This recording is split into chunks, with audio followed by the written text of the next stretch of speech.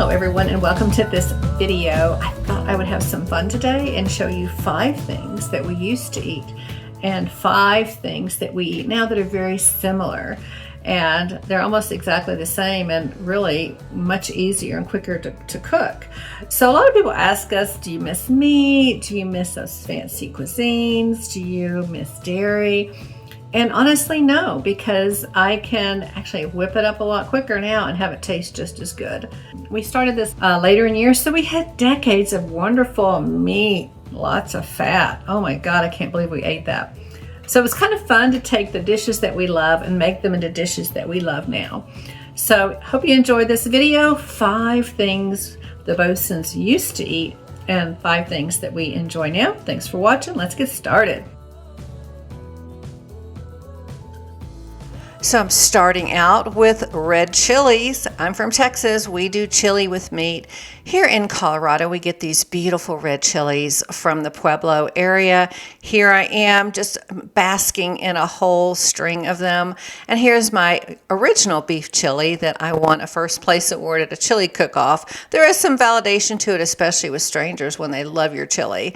And I converted that exact same recipe to a plant-based chili. And then just with some vegan cheese and cilantro and onions. So I can still get my red chili fix. I just do it a little differently. You can, of course, use beans. That's perfectly fine. But a lot of people who are moving into the plant-based world eat with their eyes, and they want to see something they're familiar with. So I enjoy taking the chili places. The new plant-based grounds, especially some of the better varieties, are low fat, high protein, and even having some fiber.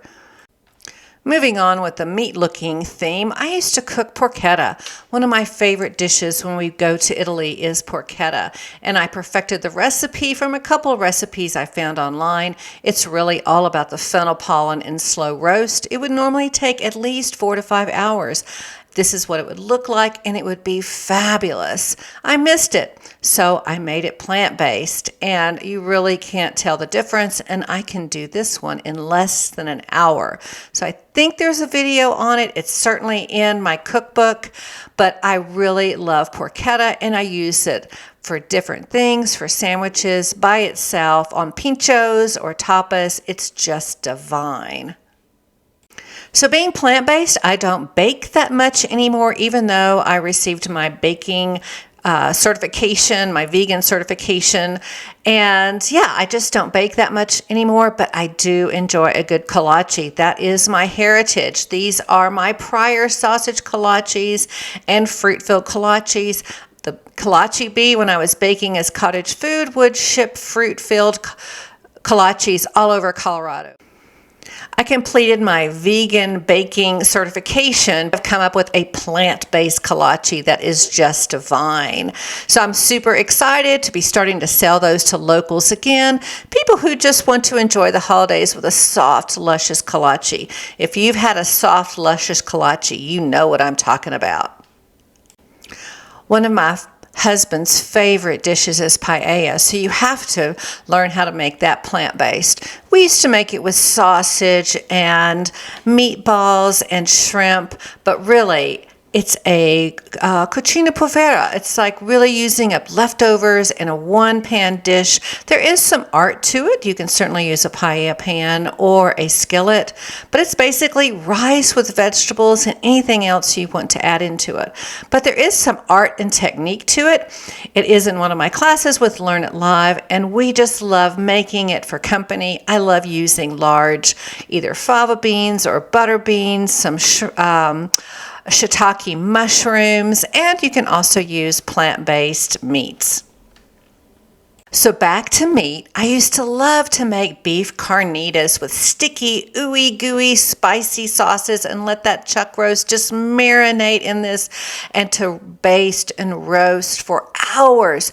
But wow, now I can make it in less than an hour and have it ready, and we can enjoy it, we can freeze it, or we can put it into little cups with some vegan feta and make wonderful little party bites with these carnitas, and people really don't know the difference. Thanks for joining me today. We eat a lot of whole foods and plants. And really, there's no judgment. Whatever it takes for you to eat more plants, I hope you move forward in that direction. Here's some great pictures of other things that we enjoy. But sometimes you just want that comfort food. If you're like me, over 60, I won't give you the real number, and you're more mature and you've had decades of socialization of eating more standard American diet, you want to look at some things and enjoy and chew and taste things that are a little bit more familiar to you, and then expand your palate. I know we have. Hey, and remember, when you're eating more plants, no animals are harmed. You're getting plenty of protein. It's better for your health. You're participating in water conservation. It really is less expensive. No nitrates, a lot less cross-contamination, and more.